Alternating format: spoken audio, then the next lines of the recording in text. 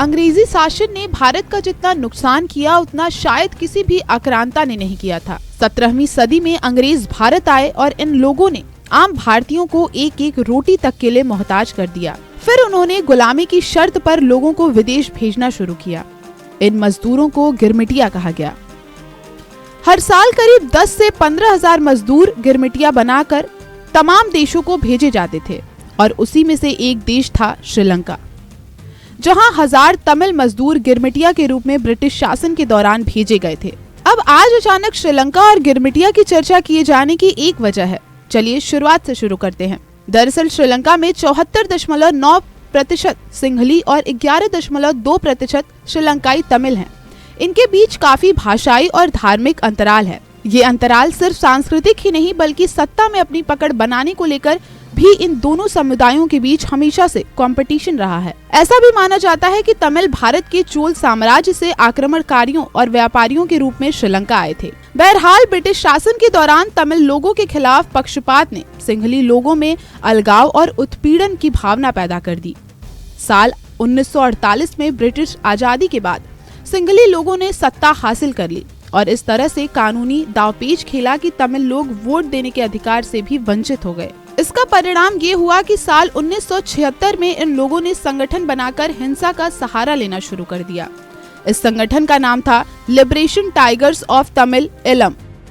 अब जब मामला हिंसात्मक हो गया तो धीरे धीरे साल 1983 तक आते आते तमिल बनाम सिंहली की ये लड़ाई गृह युद्ध में बदल गई।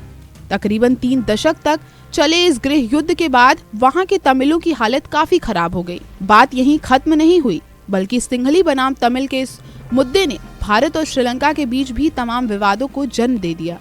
इन विवादों से शरणार्थियों को फिर से कायदे से बसाया जाना, भारत में रह रहे तमिलों की भावनाओं का आहट होना और रणनीतिक हित बनाम तमिल जैसे मुद्दों का उभर कर सामने आना जैसे विषय शामिल हैं। इसके अलावा भी कई ऐसे मुद्दे हैं जैसे कि आए दिन श्रीलंकाई नौसेना द्वारा भारतीय मछुआरों की हत्या किया जाना, भारत श्रीलंका और जापान के बीच ईस्ट कोस्ट टर्मिनल परियोजना का रद्द किया जाना, श्रीलंका में चीन का बढ़ता प्रभाव और श्रीलंका द्वारा वहां अपना 13वां संविधान संशोधन का लागू न किया जाना।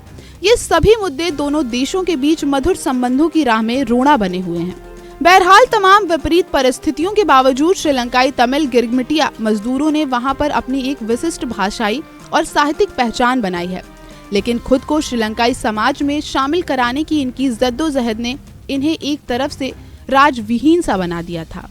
हालांकि दृढ़ संकल्प और सिलोन वर्कर्स कांग्रेस जैसे लोकतांत्रिक आंदोलन से उन्होंने अंततः नागरिकता और मतदान का अधिकार हासिल कर ही लिया। ये सामाजिक न्याय और आर्थिक समानता की दिशा में एक सकारात्मक बदलाव को दर्शाता है। इन तमिलों की ये संघर्ष यात्रा अभी खत्म नहीं हुई है बल्कि अनवरत रूप से जारी है। अभी हाल ही में नवंबर 2023 में इन तमिल गिरमिटिया मजदूरों ने अपने श्रीलंका आगमन की द्विशताब्दी मनाई। इस आयोजन का नाम था नाम 200। इस आयोजन में भारतीय वित्त मंत्री निर्मला सीतारमण ने भी भारतीय मूल के इस तमिलों के लिए भारत के दृढ़ समर्थन का वादा किया। कुल मिलाकर श्रीलंका में तमिल गिरमिटिया मजदूरों का द्विशताब्दी समारोह औपनिवेशिक शोषण के स्थायी प्रभाव की याद दिलाता है। अब जब धीरे धीरे श्रीलंका अपने विकास और सुधार की राह पर आगे बढ़ा, ऐसे में उन्हें समावेशी सोच को प्राथमिकता जरूर देनी चाहिए। आपकी इस पूरे मुद्दे पर क्या राय है, हमें कमेंट बॉक्स में जरूर बताएं। आज के इस एपिसोड में बस इतना ही। हमें दीजिए इजाजत। नमस्कार।